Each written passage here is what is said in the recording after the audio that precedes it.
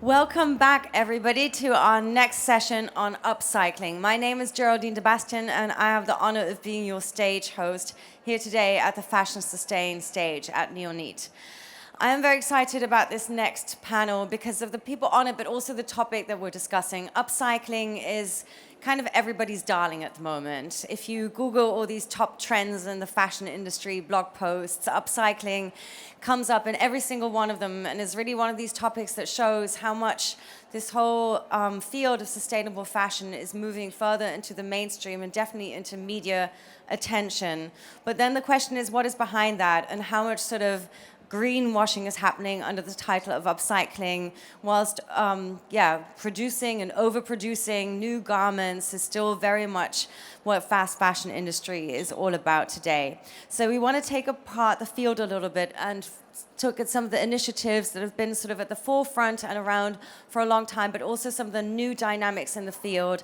And I'm very excited to have 4 people here to help me do that today. Please welcome Stephen Bethell from Bank&Vogue, Ina Budde from Circular.Fashion, Filippo Ricci from Reclaim to Wear, and Lydia Schmidt from I Collect up on stage.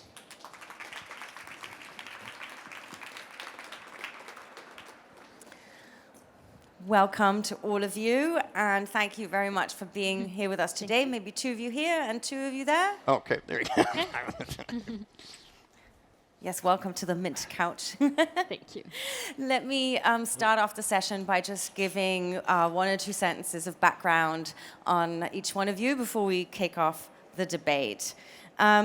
Stephen, I said some of the people here on the panel have been around and working in this field for quite some time, and this is also true for you. Together with your partner, Helena, you already started in the 90s to help basically break the cycle of waste garments and waste clothing, and you have tried to really shake that up and sort of create value change and systems between how people discard garments and what other people do with them. And this idea of what one person's waste might be an asset or a resource to someone is something you've tried to live with this initiative. So I'm very much looking forward to hearing more about what you do at Bank&Vogue. And very happy to have you here on the panel. Filippo, your name was already mentioned in the last panel because we had your partner up on stage here. And so we had a little bit of a sneak preview into some of the work that you do. Also very excited to have you here representing Claim to Wear on this panel, which was founded also in the late 90s together with Ursula. And basically pioneering the way that upcycling and also reuse of material from other corners of the fashion industry can look, and taking that again out of its niche and into a new area of design has been part of your work. I'm also excited to hear you speak about how to create collaborations in that field as you've tried to tap into the processes of some of those fast fashion big players like Topshop and have been able to win them as a business partner. So looking forward to hearing more about that. And here, on my side of the Mint Couch, Ina Budde founded Design for Circularity, which is a sustainable design consultancy, and advises other people on the topics of circularity and sustainability. So I'm looking forward to learning a bit more about what those conversations look like and what the clients are actually interested in talking about and how you get more people in on that conversation. And last but not least, Lydia works at I Collect, and yes, based in Hamburg, and I Collect, as I understood, and I'm also looking forward to learning more about this, is really big in the business of recycling industry and finding new ways of connecting the dots between recycling industry, which is actually something that is always in political debate in Germany, how effective these processes really are and how good these industries are working.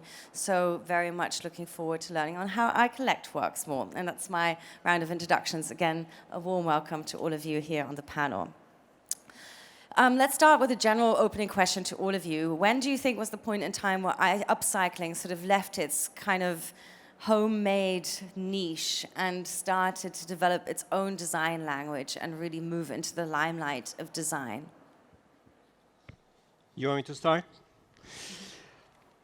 Well, I think you can't really say that this has already happened somehow. I mean, upcycling is very much an evolving industry, if anything, and it's still an incredibly small niche. I mean, at least the upcycling I will be talking about which is basically using pre-consumer textile waste and reintroducing it into a sort of cycle through efficiency processes.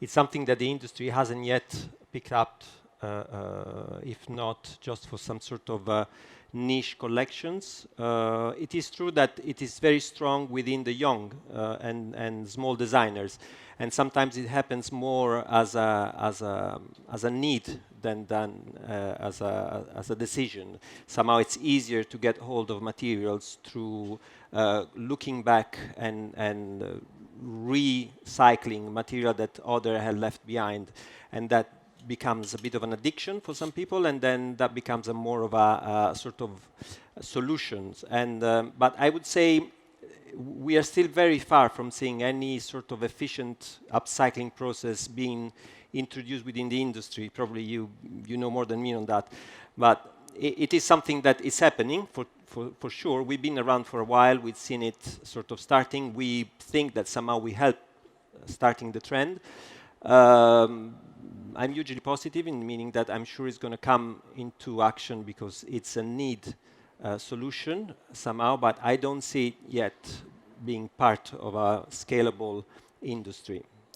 And I want to learn a little bit more about the path that you've had and how you got to where you are today, but maybe just a quick flashlight on this question. Is upcycling still in its niche, or has it developed its own branch within the design field? I mean, I think there are different perspectives on upcycling. Also, I think this was what you were referring to, that there are also different definitions of it, and things developed further. So for us at Circular.Fashion, we define upcycling in a way that it actually is a fiber-to-fiber recycling, so we can actually also create upcycling on fiber level, not only on taking old garments or pre-consumer garments and redesigning them, but also through giving a new value on fiber level. And I think this is something that we find really exciting and a very promising solution that came up in the last decade. That actually it's possible. We also have brought a little bit something to demonstrations. Show. So beside like the redesign of garments, we also have a lot, let's say, downcycling going on. That is shredding fibers to like lower material value, and in the past years, and there's also solutions that are much more high qualitative. So upcycling in the sense that fibers can be shredded and spun into new yarns. So this is something that we are working on a lot, and that we have developed also software solutions for, that designers can actually design perfectly for those more high qualitative recycling solutions. So do you think technology and new ways of dealing with materials is part of the reason why upcycling is sort of trending? Yeah, definitely. And maybe to just add one point to what you just said, Ina, thanks for broadening the definition of upcycling, because also for ICO, we define upcycling or redesign or recycling as part of a circular economy. So it really is a system of reuse, longevity, sharing, remanufacturing, redesigning, and then finally recycling it back into yarn, if that's possible. But then also recycling it back into different applications. So I think the whole topic of circular economy, not only upcycling as one point, has really have an uptake into the last years. Mm-hmm. And to your question, technology plays a very important part, and we are exactly at the point of making resources out of waste, which is exactly accelerated through new technologies, but also to new infrastructure in general. Does it make you chuckle a little bit, like to have upcycling as the top 5 trends in the fashion industry today? I've read about at least 10 blog posts that featured that as one of the key elements, together with robots and factories and data-driven design. Yeah, from our perspective, the really exciting thing from a fashion point of view is that this is the first time in history when waste is actually being consolidated into 2 or 3 different places in the world that actually is now making upcycling possible. So our exciting news is a company Beyond Retro, for those of you who know London, we have vintage shops in the UK and in Sweden. But we've been upcycling for about 8 years. And it's only possible because the raw material is now, the way waste is being handled through great companies like ICO or Bank&Vogue, now waste is coming to 2 or 3 different places in the world. So we're actually at an incredibly exciting point when upcycling is possible because you can start making specific grades of used items into new items. So for example, last week, we're really excited that Fast Company came out with our collaboration with Converse, that we're remanufacturing the Chuck Taylor. We're making the upper of the Chuck Taylor out of denim at scale. So that shoe was announced last week. We've worked at it for the last 3 years. But so to your question is it in the limelight now? The exciting thing about upcycling now is it's possible now. And that's what's really exciting. The Converse collaboration could have happened 10 years ago because, and take these bottles, for example. If you have one bottle every 1 kilometer, you can't turn these into something else. But if you bring all the bottles to one place, you all of a sudden have an incredible opportunity. You could cut the tops off and make them into cups. You can smash them up and make them into new glass. You can make a wall out of them. But it only is possible because of consolidation. So to your first question, why now? Now there is something incredibly exciting happening with how waste is being handled. I think that's super exciting to hear, and you're nodding along. So let's definitely dig a bit deeper into what those technologies look like and what is making that possible. But take us back, like further than those 10 years ago when that wasn't possible yet, because you've been in this, as I read, since the early 90s. And I'd love to learn a little bit. I'd love to spend some time exploring all of your initiatives now, and I would love to learn from you what your sort of point of inspiration and departure was, and and take us a little bit along the journey. So just really quickly, my journey started like every Tuesday night in my neighborhood. It's my favorite night. It's trash night in my neighborhood. So all my neighbors throw out their stuff, and my wife and I go for a walk, and I always come home with something. And my first visit to a rag house was about 25 years ago. It used to be that every city in America and Canada would have its own sorting facility. Now, through time, those have consolidated. And I owned a rag house in Canada, and to stand on the line and see some of the most amazing things come by, a 1950s pair of jeans, I just genuinely got excited about it. And when we opened our first Beyond Retro in East London, it was about finding a home for a place where people would share my love of just things with patina and aesthetics. And then zooming forward, it's to stand in the rag house and you see an amazing blanket or an amazing pair of amazing dress, but it might have a damage or it might have a mark on it. And what can we do with that at scale? And for us at Beyond Retro and Bank&Vogue, it's always about scale. That when we approach Converse, to your point, the really exciting thing is this is a tier 1 brand who wants to have a worldview about how they're going to remake their product. So whether it's the product in our own shops, or whether it's the collaborations with brands like Converse, for us it's an exciting moment. And my inspiration literally comes from the rag. I'm in love with the clothes. So how did you build that up and make it scale? Because that's obviously one of the big challenges that other initiatives sort of suffer from, is not being able to make the leap from something that is locally applicable and relevant to something that has a global impact. Yeah, so one should always start with a confession. I'm a globalist. I believe in international trade. I think it's really important. Our company, our parent company, are traders who use clothes. So we buy clothes from charities like Goodwill and Salvation Army and private collectors like ICO, and we send them to sorting facilities. Every week we buy about 70 containers of used clothes, so that's about 7 million garments a week of used clothes. So and that goes to really 2 or 3 places in the world. So all of a sudden, when all of this material comes in, we can then start applying good knowledge to be able to triage items and categorize them. A really good example is, I don't know if anybody saw last year, I think Patagonia came up with a cashmere, it was cashmere or Angora toque. It was 100% recycled. And that's a really good example of why upcycling is only possible today. Cashmere represents a fraction of a percent of all the used clothes we get in.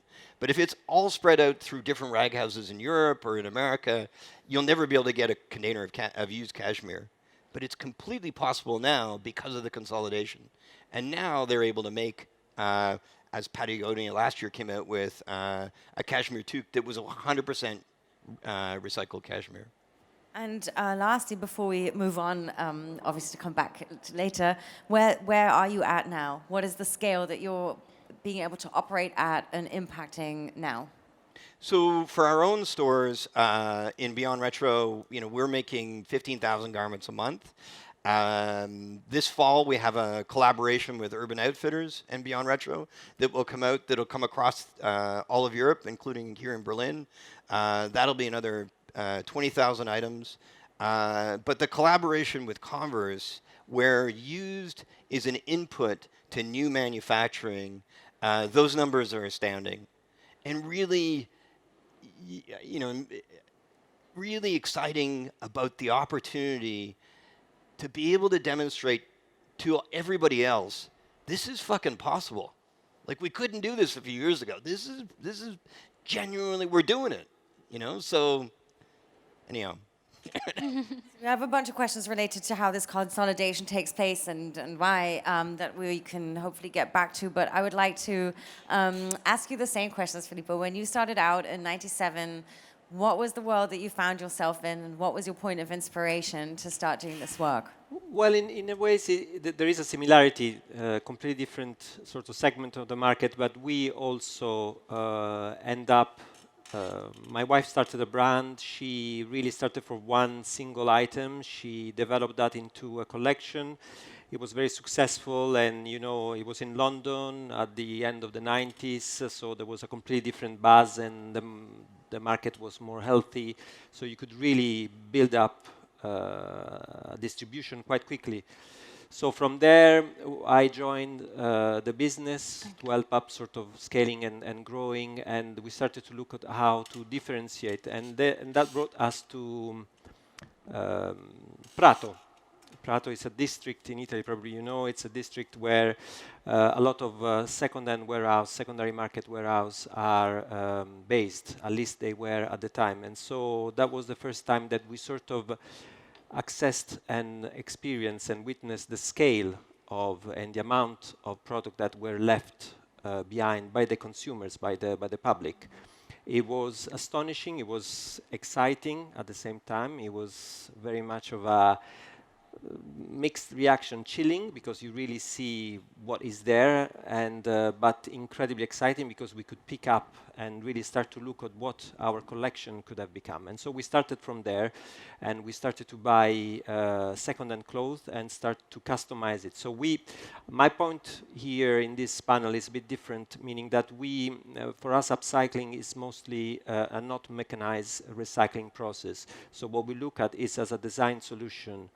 So basically look at existing items and find a way to reintroduce them at scale into the market to design solutions. So that's our frame of mind. That's where we are. Can you explain a little bit what at scale means in this context? At scale, I tell you exactly what happened, and in a way, it's our journey. So basically, we started with second-hand, and we started to look at how to customize second-hand, and we really did some very nice capsule collection. But obviously, we immediately understood that there was a limit to what we could do by only using second-hand, because obviously, the minute you enter a market, the minute you enter a trade show, you need to be able to give the buyers the idea that your items are reproducible, there is a consistency in terms of color, in terms of size. I mean, it's very difficult to sell collections which are purely customized. It's beautiful, the results are very interesting, but The minute you get into the market, you start to have some issues. So at that point, because both of us are Italian, we were sort of hanging out in Prato, one thing and another. We start to be introduced to the manufacturers, to the suppliers, and that was also very interesting, because that's when we discovered that there is another side, which is actually still not very much investigated, and then I will tell you more what we're doing on that at this point, but which is the waste that is generated at pre-consumer. So the waste that is there, but not declared, not very visible, not transparently sort of shared to the public. And if you put some numbers to it, so if you think that generally speaking, in a supply and production process, anything from 5 to 25% is left behind. Anything from 5 to 25%, and we are now producing garments in the billions every year. So that gives you the scale of the waste, which we don't know much about, and which is there, and that's, I would say, our area of expertise. So what we try to do is, with From Somewhere and then with Reclaim to Wear, was to look at that particularly segment of waste. And in particular, if I understood correctly, looking at luxury textile waste, high quality textiles, and seeing how you can create products out of we went from Prato to Vicenza. We started a partnership with a company called Miles, Malificio Italiane Lane e Sete. She knows a bit more. Carina knows. Carina used to work with us at one point. We started to reclaim the waste from their production, and that helped us also to reach other companies. Those are companies that are very much specialized. This was a knitwear company. They produce anyone from Alaya to Valentino. So obviously we managed to get access to some incredibly luxurious waste somehow, but still waste.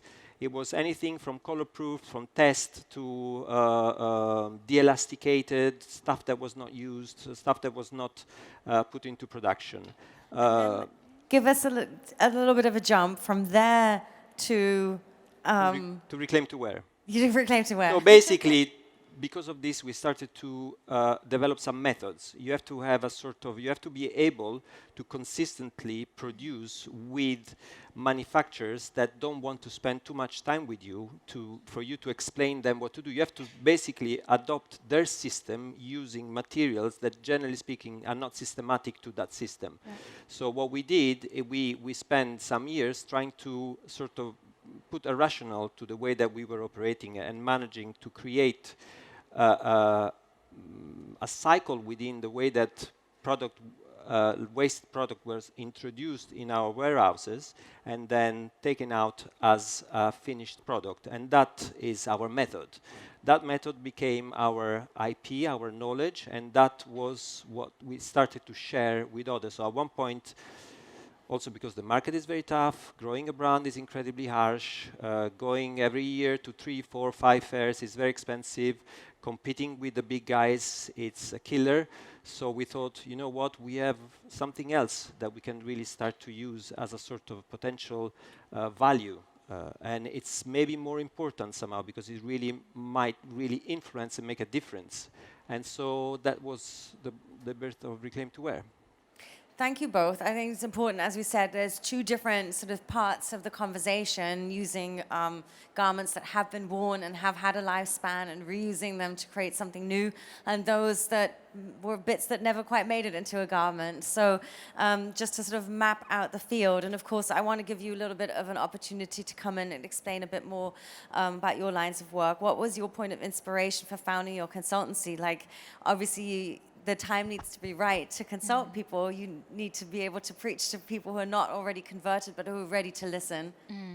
Yeah, I think the inspiration was really to understand the power of design, and also to start at the very beginning can change everything. Basically, how a garment is constructed dedicates, or let's say the destiny of the garment in the end is very much dependent on what the designer chooses for materials, etc.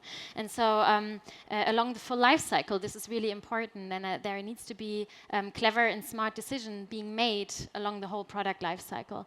And when we saw that the numbers of like what happens with fashion today is like 87% of this is actually landfilled or incinerated today, and that's a shocking fact. And also then 12% is recycled, but not really into quality material again that can be used for fashion. So we have the same pressure again on raw materials to be produced for fashion, and we just simply thought we have to change this number of like less than 1% being regenerated into new fashion today. So we really fell in love with the problem solving of this issue, and we found out that 3 major barriers are there that currently hold the industry back from really transitioning to a true circular economy.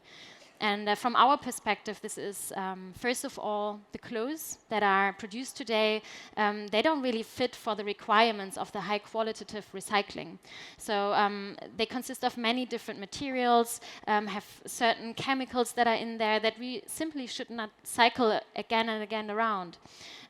This is like the one big challenge, to really design textiles accordingly for circularity. And the second point that we realized is that users, wearers of clothes, they, of course, we have to know where to return the clothes to be recycled in an effective way. And if these infrastructures are not in place and people are not informed, how can ever the clothes be, the loop be closed? And the third point that I just wanted to mention is that also then when once time has come and customers return clothes to, let's say, containers, sorters, etc., sorting companies also need to know what is actually in this product, what is the best solution for this garment, right? Where to give it. And so this is why we have conceptualized a software solution for this that has 2 levels. On the one hand, we have support for fashion brands to design the garments in the right way. This is basically a circular design software. And on the other hand, we have a platform that brings together sorting and recycling partners and informs them, because we put a garment gets a code, basically, a scannable code that informs users and sorters about what is in there. And this is basically still in development, the second loop, but the first loop about the circular design software, it's almost in place. So that's what we work a lot on right now. So this is targeted specifically at designers who are going to use the software as part of their creative process to make right choices about materials and about fabrication. Exactly, yeah. Is this something I need to ask? I hope that it's a commercial product or something that you're sharing openly as an educational tool and working with different schools and universities, or how are you planning to deploy it? Yeah, right now it is a commercial tool, so fashion brands can become member and kind of use all the different tools that are in there. I mean, in our DNA of the company, we are a social business with of course we make profit, but we reinvest into our company to be self-sustaining. And for us, it's really important that at one point, if we can run the business also on other streams, we would love to make this open and also like a shared platform. But right now, to build up the company, we have to have it as a commercial one. And so the tools that are in this design software are on the one hand a material database where we have tested textiles to see whether they comply with the needs of recyclers. So this is something that we do. We really gather those requirements of, for example, we can't handle mixed materials, or we don't want to handle fabrics that are not compliant with like the global recycling standard or things like that. So we actually check that and translate it into a material library, but also into concrete design advices. So for example, if I have a jacket that consists on many different materials, how can I actually design it in a more circular way? How can I maybe detach certain elements or choose the materials more wisely? This is something that you can find in there. And also a circular product check that declares in the end if you have made everything well together. So another sort of technological advancement to help people along the way. I want to give you the opportunity also. I gave just a little bit of an idea of what iCollect does, but you're sort of coming in from the more industrial angle of this conversation. Can you give us a little bit of insight on how those processes, how you're trying to redesign recycling processes? Yeah, that is directly connected with the second point that you mentioned, is the infrastructure for taking back. So to be able to upcycle, downcycling, reuse anything is to collect it. And you mentioned the percentage going to landfill, meaning that 20% of the whole garments that are being used are only collected, right? So 20% really is the amount of clothes that are destined to any kind of loops. And with ICO, and ICO was founded 10 years ago already, we have the approach to work with big fashion brands like H&M, C&A, Levi's. We have for more than 40 partners that say, okay, we have a certain responsibility for our products which goes beyond the point of sale. And this voluntary product responsibility system is the core of the collaboration with the brands. So in order to increase the amount of textiles that are collected, and in order to solve the textile waste problem globally, not only country by country, our approach is to work with the brands and give the customers the opportunity to hand in their garments at the point of sale. So the H&M collection box that now exists, where I can put my old H&M clothing in when I go buy something new, that is something that you made happen? Yeah, we're the global partner of H&M. Why are brands buying into this? Are they doing so because of the increased pressure that they are under socially, or is there an economic benefit that they see as the main reason to start doing this? Economic benefit, I don't think that's the motivation behind that, because it is still challenging. There's no, solution that you could just apply to the whole recycling industry that just works and create a lot of benefit and revenue. To be able to have this circular economy where every participant of a circular economy has their business case, we're not there yet. So the journey towards a true circular fashion industry is a commitment by the brands and by circular solutions provider like our company to get there. So it's a commitment, and I think this is also driven by the final customers. I mean, it's super exciting to hear, because bringing these big players on board is, of course, a key aspect to actually creating change. But there seems to be this sort of, a little bit of a contradiction in terms that a lot of it is not changing in the way that the clothing is being produced, and the overproduction of it, and especially H&M, for instance, I think is quite a good example of sort of growing green and fair and creating these mechanisms on the one hand, but still being a sort of culprit on the other side, especially when it comes to overproduction and mass production and unnecessary storage. I think we're the end of life provider, so our problem, our challenges is really once the garment are worn out. This is our focus, and I think this is a problem that is on one side to collect the garments. Another solution for the pre-consumer waste could be what. Collect pre-consumer, or do you only collect post-consumer? We only collect post-consumer. So this is really our focus, and the challenge that we have is what do we do with all the garments that have not been designed according to INA's guideline? Yeah, what happens with those collected clothes then? Yes.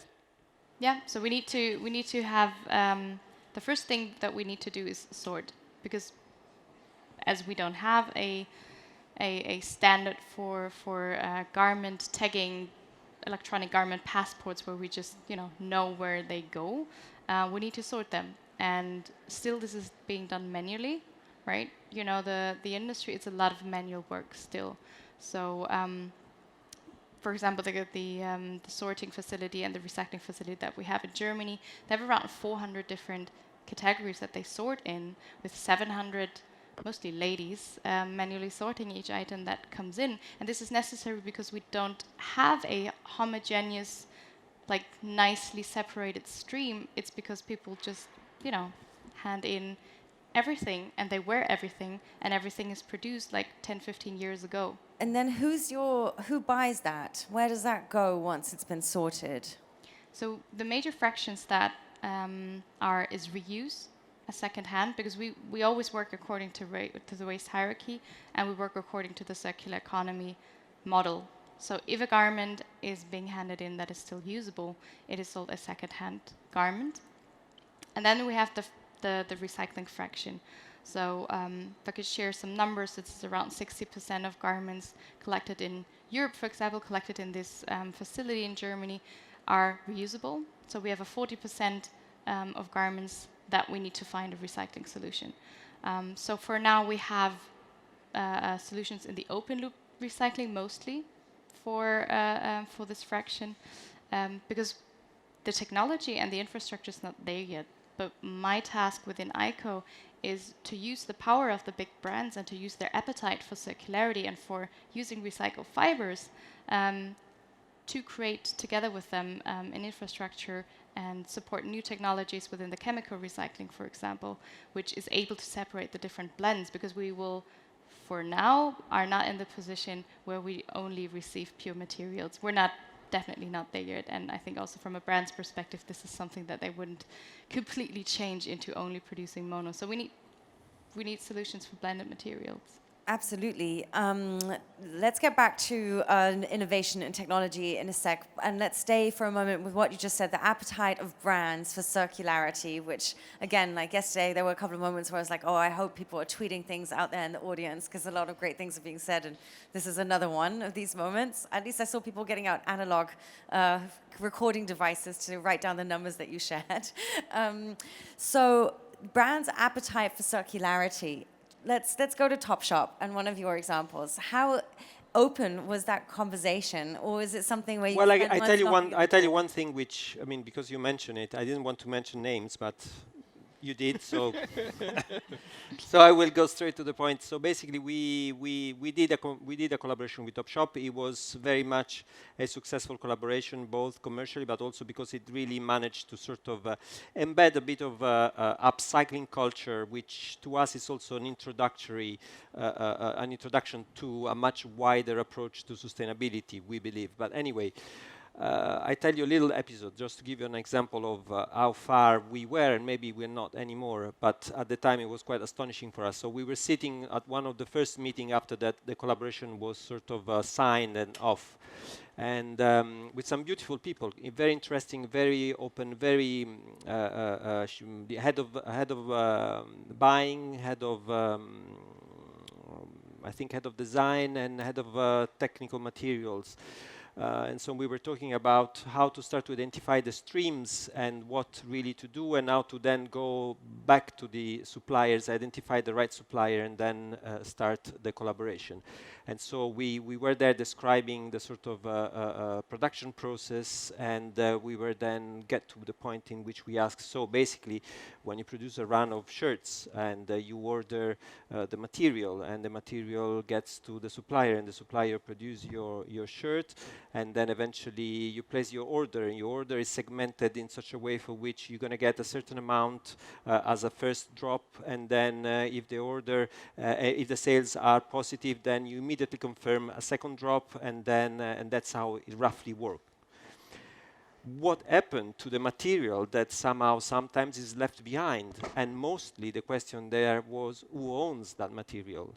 And at that point, they kind of fell on the floor. And they were like, we have no idea. And this is first tier. This is literally in the supply chain. This is first tier. They didn't know who owned the material, what happened to the material, what was happening in the afterlife of the material. And as I said, I want to reiterate the number because it's quite important. Anything from 5 to 25% is left behind at production. So it's a huge amount of material. So at that point for us, that was a sort of a eureka moment. I mean, a brand such as Topshop that potentially owns tons and tons of material that could be efficiently reintroduced in a production cycle through a minimum work. Really, it's not rocket science. It's about really manning your house. It's about knowing what you're leaving behind to make sure that you can implement it and use it with other products. Yeah, I get excited because I guess if the question is, what are the brand's appetite for upcycling? But really the brands are serving a customer. So the real question is, what's the customer's appetite for upcycling? And the joy about being in London or in Sweden and in both markets, beyond retro, we have a youth-facing customer who's cutting edge. That customer not only is demanding it, but is loving the difference and the display of product that we're able to put out. We have the Japanese have this term which I really love, wabi sabi. Yeah. So this idea that a broken cup, when you pour gold into the crack, somehow the cup is more beautiful if it has gold in the crack than if it's an original cup. And when you walk into Beyond Retro, everything is different. And some things, like my jeans, which have Sujiyuko stitching on them, the fact that they have holes and they have a repair make them nicer than they are. So what is the brand?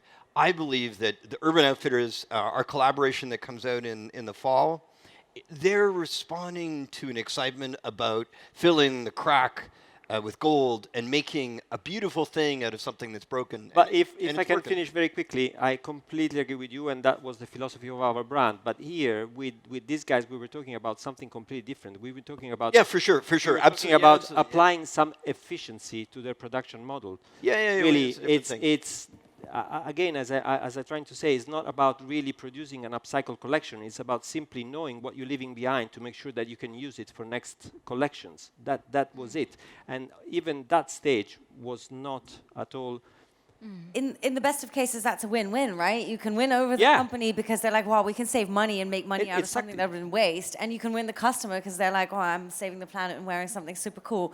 The question I have is, how do we make this not an elitist phenomenon? So we had an interesting discussion here yesterday on the panel about water and plastics, when we were talking about natural material or reused materials being imperfect or changing over time. And sort of, I put this theory out there. Isn't that great? Because it's tapping into this kind of, hipster, young instinct of having things that tell a story and having things that are personal and individual. And I can totally see, like, next generation of conscious buyers being super into that. And I mean, more people than are maybe already part of this gang here.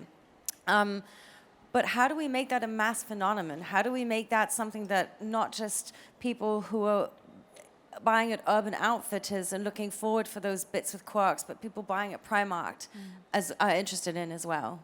Maybe I can answer to that and also combine it with the question before, because I find it really interesting to really elaborate on what is the appetite from brands and also like how can we make this more mass market.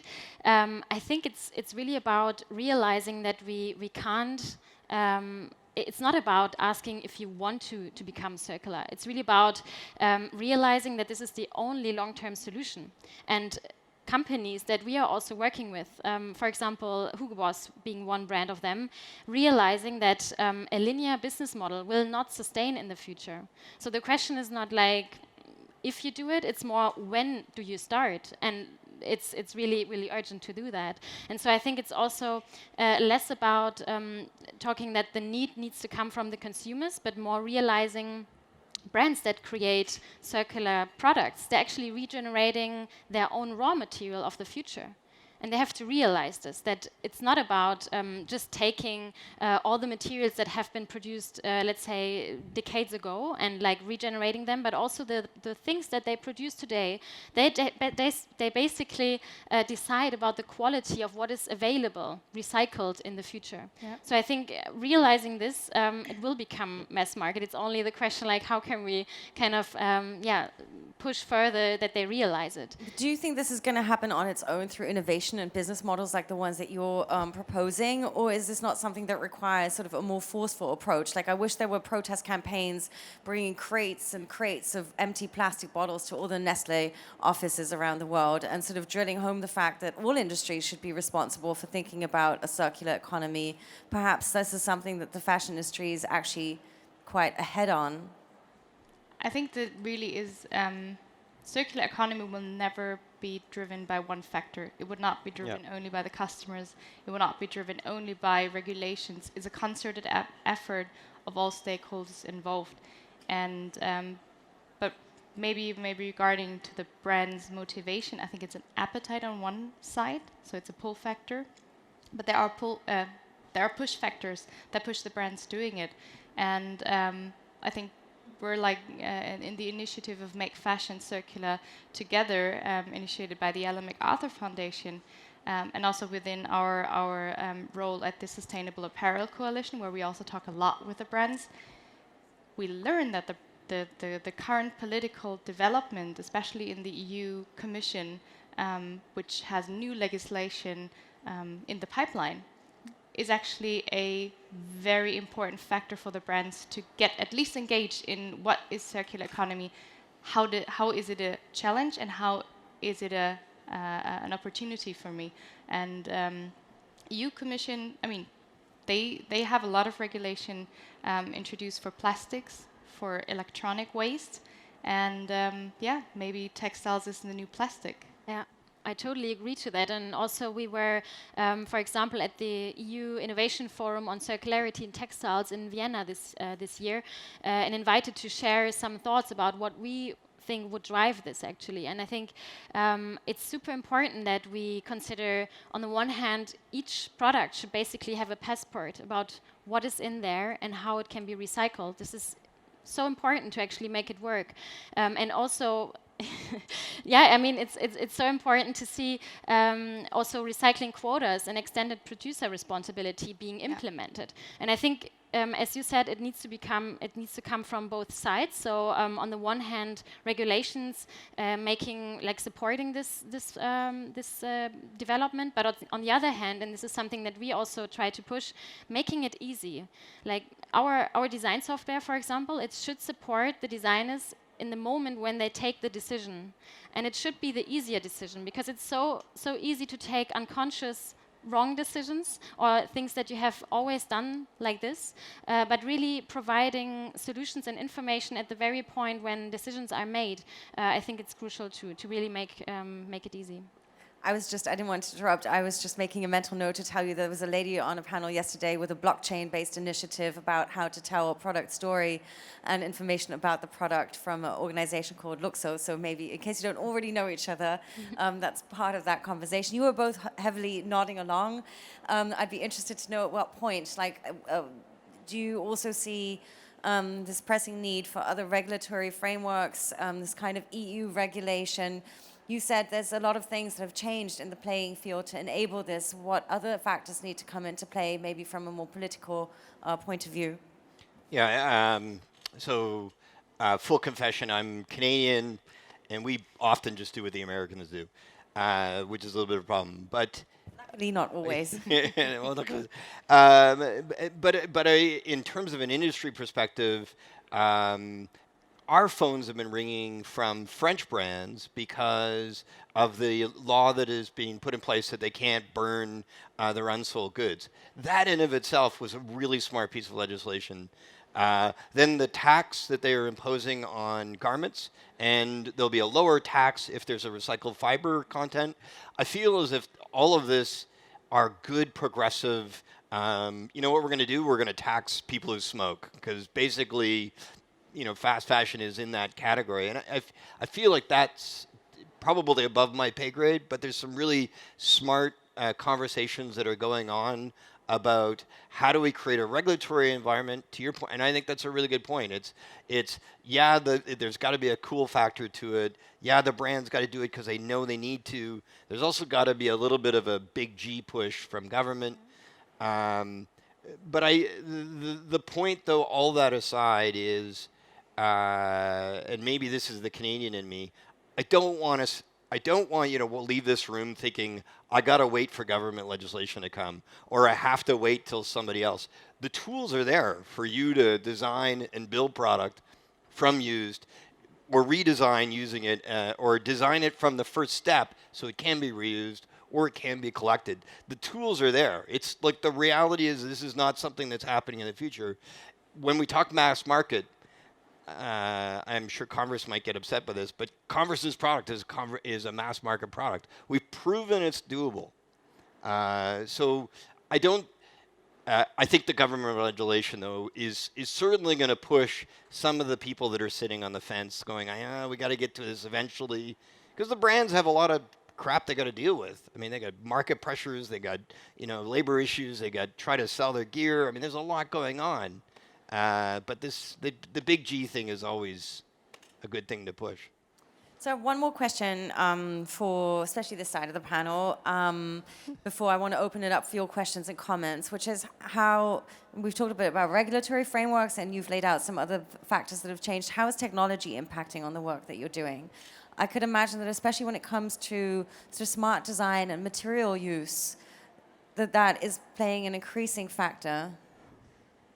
Well, I mean, technology, it's impactful, meaning that at this point there is more availability of material that is traceable. At the same time, there is a starting point of discussion on how to implement finishing which are sort of ready for mechanical recycling. So on that side of the panel, I think there is a lot happening. On this side, so on the sort of design solutions, so on how really to start to implement upcycling. And I really believe, again, going back to what you were saying, the solutions are there, and this is why we're really strong pushing the agenda of upcycling as a design solution, because although I believe recycling is crucial, and getting to a point in which we can close a loop would really makes a big difference. I also believe that we are so far away from that in terms of technology, in terms of availability, and in terms of real participation of the industry, for which at this point the urgency is so big and so strong that we cannot allow ourselves to wait for that point until we really start to implement some solution which on one side reduce virgin production and the other side reduce wastage and landfill. So that's where we see it somehow. We try to promote the sort of more design-focused solution for which we look at material and we start to reuse them. And for that one, technology, not sure what is available also, because it's very much about really looking at what is available and starting to understand how to reuse it. I'm starting to work with, we're starting to work with Politecnico in Milano, and our first step it's a sort of big survey of the industry and understand exactly what and how they are implementing efficiency solutions. After that, hopefully, we're going to start to develop resources and maybe some technology. There's some synergies happening on this panel already, I can feel. Do you want to add to that? Yeah, sure. I think the most complex technology piece that we are working on is basically this material passport enclose and like to equip each garment with an ID. And this can, for example, look like this here. So we have developed with partners together different options that can be put into a garment, and what we are right now discovering is like which of those are actually working the best and the most automated for also sorting companies. So basically, of course, consumers and wearers and users need to be informed, but also like sorting persons that are making usually decisions in like 3 to 6 seconds and really decide of like, is this variable still, is this to which recycler can it go, and support this decision making to actually pile together a good volume of recyclable clothes. And we are right now doing some integration tests also with sorting companies, and are very happy also to have great knowledge partnerships with companies like ICO to really develop something that is useful for the industry and that really can be implemented. Are you doing this within a blockchain environment? I was just going to ask the same. Okay. Sure, we have the blockchain buzzword included. Yeah, no, but not our company. Okay. I think it's really important to question the fact of like if blockchain is involved or not, if it's actually useful or not. Yeah, no, exactly. For basically the purpose of saving the information in a certain format on this, it's not needed. It's absolutely not needed. Can I ask you what information you're saving?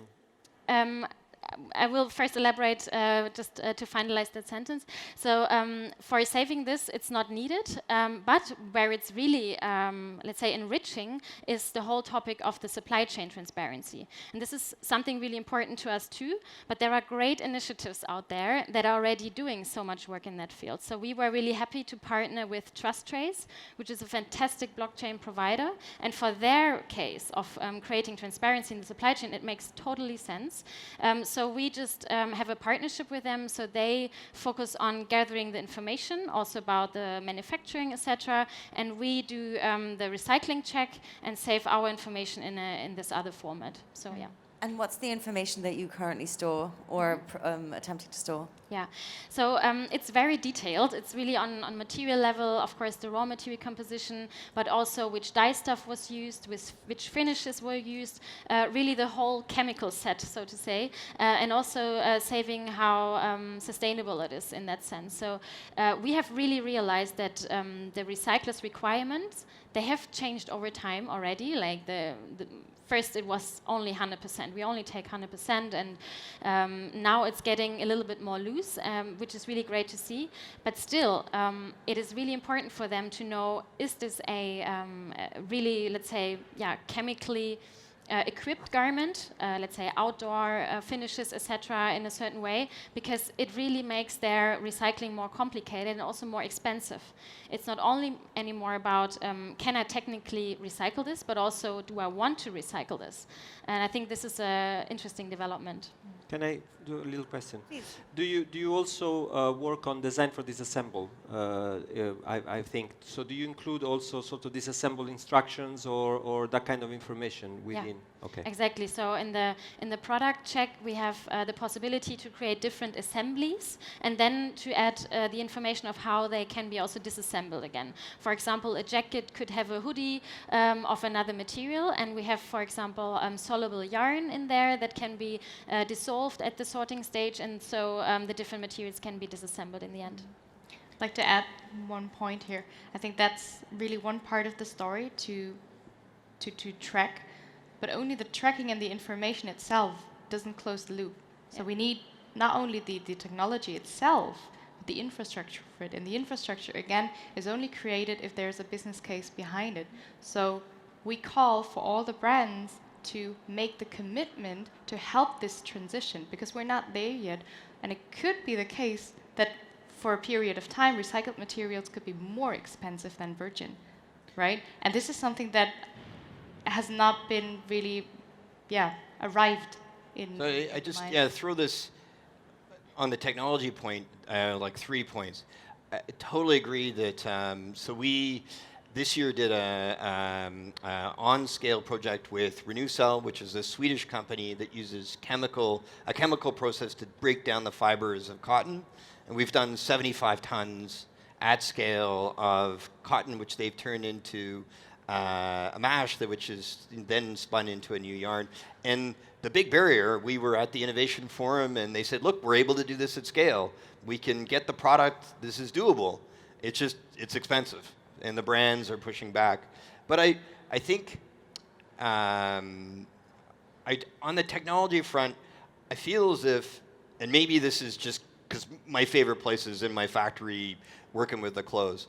The first conversation we need to be honest about is that none of the recycling projects work unless there's a reuse model financing all the recycling. So you got to sell the clothes, whether it be at a Beyond Retro 2 or 3 times to get value out of it, because that activity of resale finances the recycling. And recycling is actually a small, as you pointed out, a small percentage of what we collect. Out of the 7 million pounds of clothes that we collect and sell a week, only a small percentage actually needs to be recycled. And so I feel like this is really going to be a danger territory, but Elon Musk kind of taught us, you can throw shitloads of technology at stuff, but this doesn't necessarily solve real problems. Sometimes it's just hard work. You got to just get in there and make the cars and not throw too much technology around it. So I actually think the best innovation in the last 100 years for the recycling business is the shipping container. The 40-foot shipping container has been the best invention in the world because it's allowed us to move goods from one place to another, and frankly, allowed us to then be able to consolidate goods into one place, and then allowed us to be able to make very specific categories of one things where things are now absolutely possible. So as absurd as it is, my favorite technology thing is the shipping container. I was going to get back to the consolidation question because, as you might have gathered, I'm kind of new to this field, and I wasn't sure whether earlier when you were saying, all these global structures that we have, and is it technology or is it other forms of global trade expansion that have led to this consolidation? But maybe it's also hard logistics and not fancy tech that you've been talking about here. Yeah, and it's also about market realities. The reality is that of the clothes that are collected, let me speak on the American context. What are the biggest markets for used clothes? East Africa, South Central America, and South America. That's where the majority of used clothes go. So, so those sorting hubs are close to the markets where you can go. And there's another, probably not a debate for today's topic, but should we be sending used clothes to El Salvador?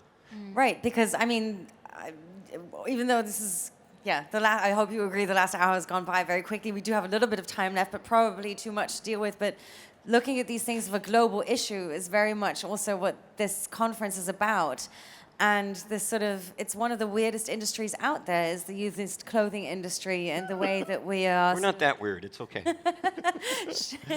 shipping our things. She's not weird at all. I'm the weird one.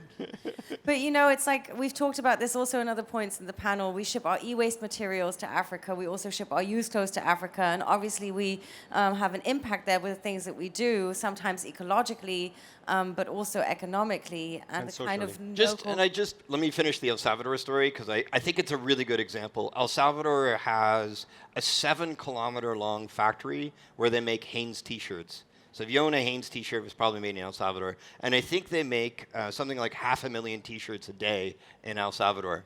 So the irony is, you could have an argument and say, well, should the El Salvadorians just be wearing t-shirts and that's it? Well, no, there's a global trade. They make t-shirts, they've specialized in it. And now we're selling them bras and used bras, panties, and dresses. And I think that that's okay. But it definitely needs to speak to how do items get recycled in those markets, or how do they get upcycled. I kind of went down this whole loop because I just wanted an honest conversation that upcycling doesn't happen or recycling doesn't happen if there aren't reuse markets. And they finance this conversation.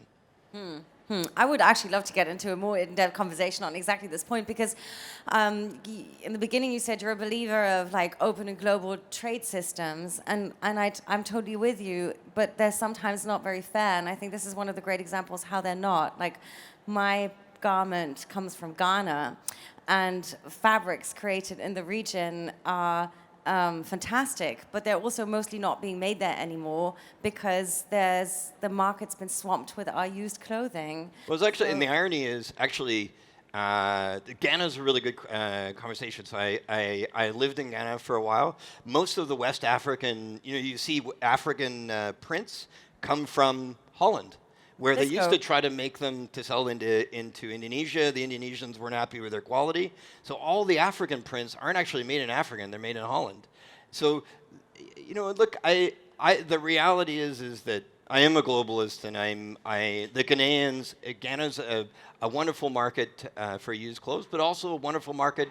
They ship oil, they ship chocolate. It can't grow chocolate in Canada. Anyway, we're going to get too deep into this rabbit hole, maybe for another panel next year, but I do want to open it up before we run out of time for your questions and comments. Please excuse the fact that we've gone a little bit off tangent here. Question in the front row. Yes, that's the cube I was looking for. Perfect. If you wanted to speak into the round black bit, would be great. This one? Hi. So on the theme of circularity, I wanted to go back to how you started the panel, which was by talking about upcycling as the hottest trend right now. And for me, I started upcycling out of necessity, and it's also very tied, like the transformative power of it is super tied to gender fluidity for me. And so thinking of it as a trend is kind of, it gives me trouble, and I'm wondering about how you all feel, because I feel like trends are kind of inherently anti-sustainable, and are we changing trend? Are we changing, like, what do you think about that as a term for it? Maybe I can get to that.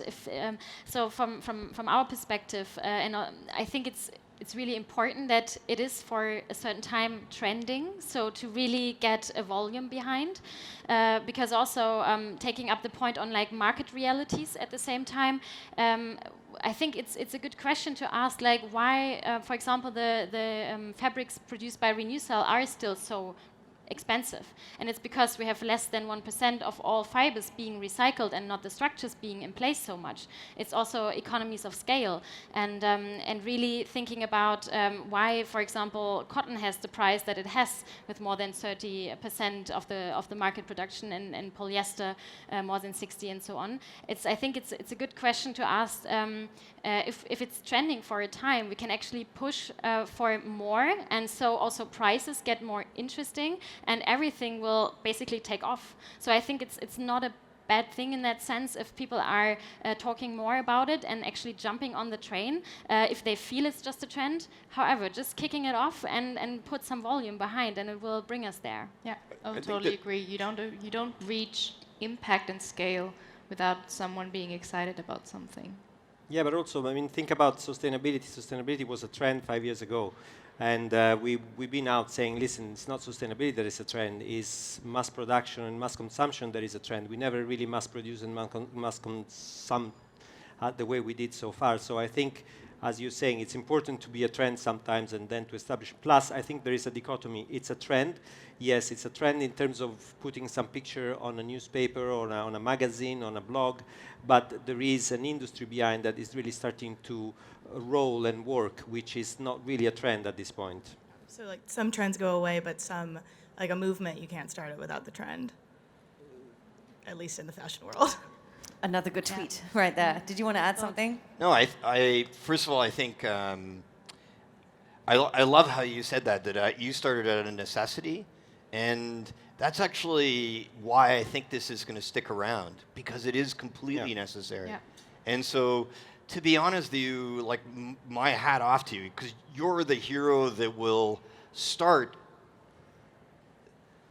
a systematic change in how things are made. Bit of pressure. And that's really amazing. You know, it's the person that's going to take the risk to say, you know, I'm going to do this in this way, and then all of a sudden the industry goes, you know what, this makes more sense, and frankly, it's necessary that we stick doing it.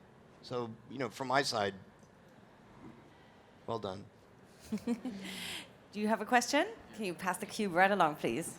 Thank you so much. My name is David Avido, and from Nairobi, Kenya, and I work under the label Looks Like a Video Fashion Design. So my question takes us back to the non-elitist sustainable fashion. So how can I be able to integrate circular fashion into our brand Looks Like a Video back in Africa?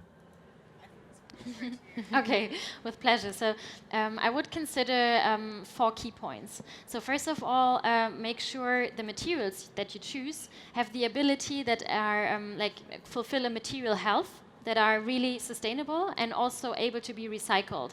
So there are some general do's and don'ts that you can just remember of, like as pure as possible, we could say.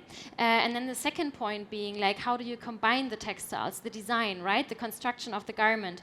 How can you make sure that you also use trims and lining and everything of the garment well chosen to one recycling and one material cycle? This is the second point. The third point, think about how long can your garment last, right? So how can you design for more longevity, make reinforcements so it is more stable, or make it more, let's say, emotional durability, so the users will really wanting to wear this for a long time. And also then how can you build services around it that support this extra use, like reusing it, renting it out, repairing it, or altering it. These are all things that you could take into account. And then the last point, the fourth point, make sure you get these garments back, and make sure that you offer your users something that they can bring the garments to when they don't want it anymore, so you can actually kick off the next life of this garment. Okay, thank you so much. Yeah, I think you're doing a great job. Are you wearing something from your brand? Yeah. This is an outfit that is made out of my brand. Nice. Looks excellent. Fantastic. Well done. Thank you so much. Very nice. There's a hand going up there. Could you be so kind and throw over or pass over the cube? Thank you. Good afternoon, everyone. I heard you talk about manually sorting everything, but the technology is there to sort everything with a machine. Why is it not more common yet? Go ahead. So the sorting goes for so many different categories, right? We said initially that you need to separate first the reusable part from the non-reusable part, and this really is and needs to be done by a trained employee who could differentiate a vintage piece from a granny piece, right? Like, is it which century is this style from? Can you reuse it? Can you not reuse it? Like, what are there stains? Is it, you know, used a lot? And then the second thing, for the remaining not reusable part, this definitely at some point needs to be sorted automatically, or increasing automation here to decrease the cost. But for now, and we're also working on this topic, it's still in innovation phase. So the development of the machine. The machines exist. Which machine are you referring to? Belgium fiber sort by Valve Baling Systems. Yeah, this is the fiber sort machine is a EU-funded project which is still under development. So the machine is. Well, I heard they were using it in Holland already. They were using it, but up a little bit because you're not so. We can't hear you so well. I'm sorry. I think they are using it in Holland already.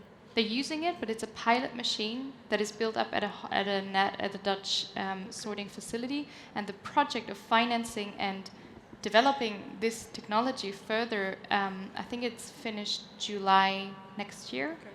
So it's still a pilot, and once they have developed it and the software with it, and also the automation with a conveyor belt, you know, that you don't need any manual work, it's still under development. So I think it needs some time until this is really scalable. I think the other thing too on the fiber sorts of machines, and let's not get into whether fiber sort is good or not, but we have to remember that clothes are not plastic bottles, or they're not glass bottles, or not cans. They're our customers on a Friday come in to buy something because they want to go out with their friends to a pub, or somebody wants to go and hang out with their friends and have their own way. That look and style is very much a curated experience, and that curation can't be done or isn't done by a machine. But also that the reality is that the secondhand market. So going back to a point was made earlier, the vast majority of clothes that we get are frankly really in good shape. They need to be sorted into like categories, and then literally sorted by market conditions, because there are different markets for different kinds of products. So obviously what's relevant to a Beyond Retro in London isn't necessarily what's relevant to somebody in the Kush Mountains. And so that manual work, I don't think it's a bad thing that it's a manual work, because the reality is that item was made by a manual hand. And so they've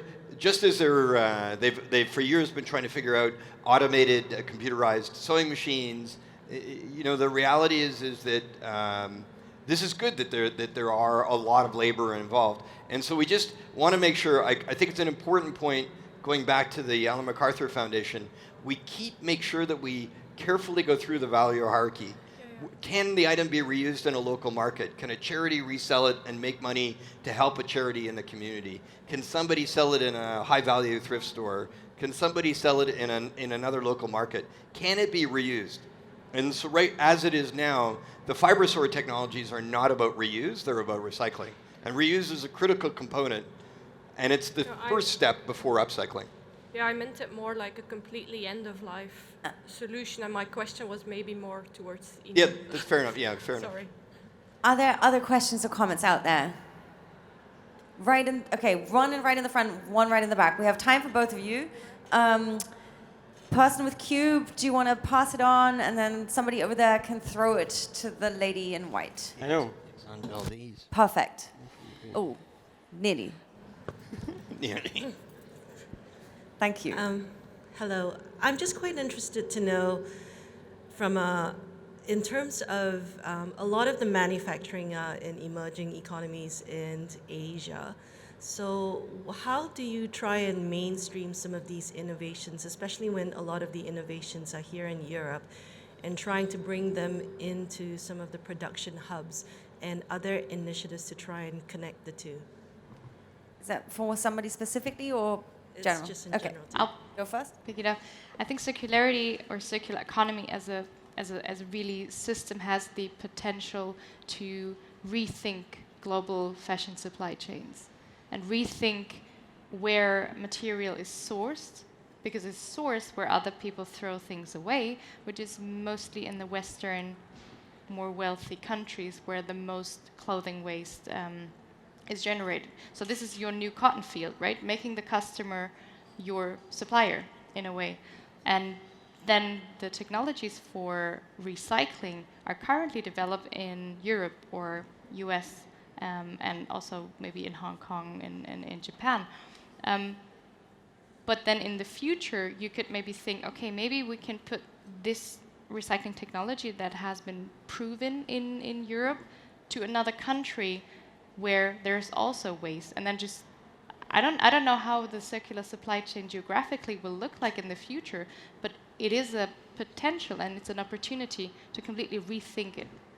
So going back to my mantra of globalization, one of the big problems about making a circular economy is removing trade barriers that exist within Asia to send used fibers back into those markets. There are trade barriers because they want to protect their local clothing manufacturer who's making fabric, and somebody, thank you very much, is making a lot of fabric there, and they've said to the government, don't send any used fibers back because then I won't be able to sell my new fibers into my market. So one thing is going to be about removing trade barriers so that products can go in a circular motion.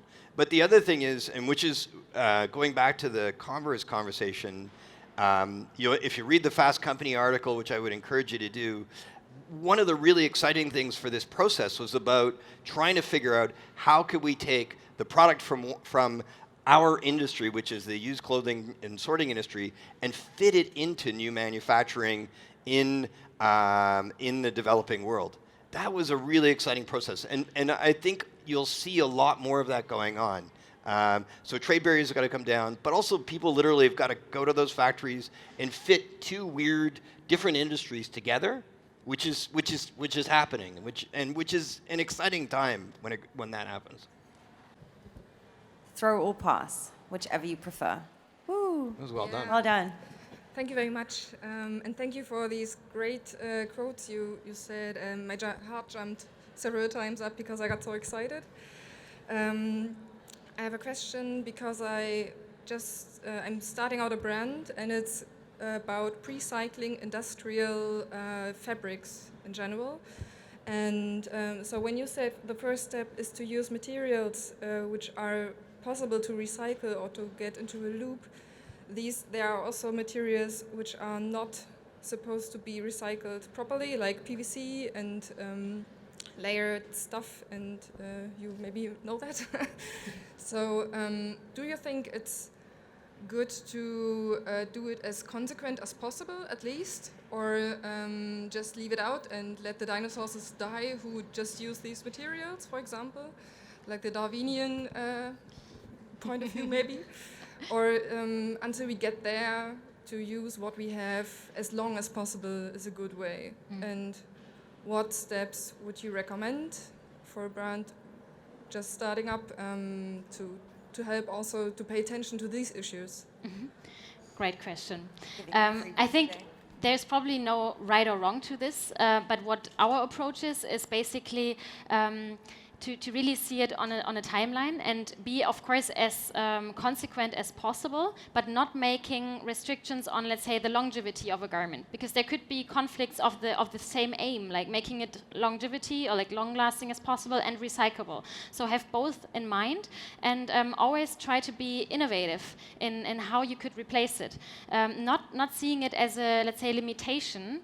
It's really much more a driver of creativity to think about how can I make it in a better way. So for example, cotton polyester mix and blends are really long lasting. So there is a reason why there are so many poly cotton blends, right? So if we don't want to create something like this, because it's harder to recycle today, think about there are biodegradable polymer solutions, and mixing, let's say a cellulose-based fiber with something that is at least biodegradable. So we are very much aligned with this thought of cradle to cradle, and like catering for both cycles would be the ideal scenario if a garment could be biodegradable and recyclable. But also everything is a process. So just start somewhere and try to pick let's say the innovations that are coming in, and and try always to make the most careful decisions on it. Yes. Any other closing statements on the panel? Just for first of all, you're starting in a brand, amazing.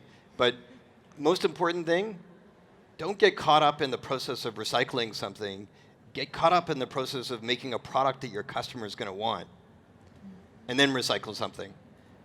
So listen to your customer is the first thing to do. Whoever you think that customer is going to be, it's the product. The process shouldn't be the product.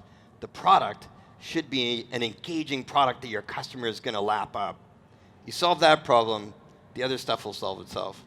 Yeah, if I can only say something on this, I completely agree with everything you said, but at the starting point of your decision, as you're going to start a brand, maybe look at material that are already in existence, material that have been used, maybe look at secondhand, maybe try to introduce stuff so somehow you don't think at the end of the life, but you also think about the start of the life and try to implement recycling solution within that line.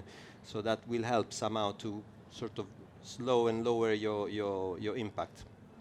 Maybe one last thing also on that one. I think still, as you mentioned, kind of materials like PVC, etc. There are much better things where they could be put in than clothing. You know, like if you think, well, I choose better something that is waste already and put it into clothing. Still be careful about what you choose, and choose something that is good for skin and not something that should be better somewhere else in another cycle. Free Tag has made an amazing product out of PVC, as an example, but they thought about what the customer wants. A bag that wears like a pig's nose. That's what they made. And last centuries. Last centuries. So it doesn't have to go against your skin for sure, but look at your customer. Anyway, sorry. That's cool, because there's so much to talk about, and I love that the session ended with some knowledge sharing from all the wealth of experience gathered on this panel here to some of the young and upcoming designers that were eagerly taking notes in the front row. So I think that's exactly the reason why this conference is being hosted, and I hope that you all agree that the last 1.5 hours went by very, very quickly. I'd like to thank you all for listening so attentively, and I'd like to thank the four of you for a very engaging conversation here on stage. Let's have a big round of applause for everyone, please.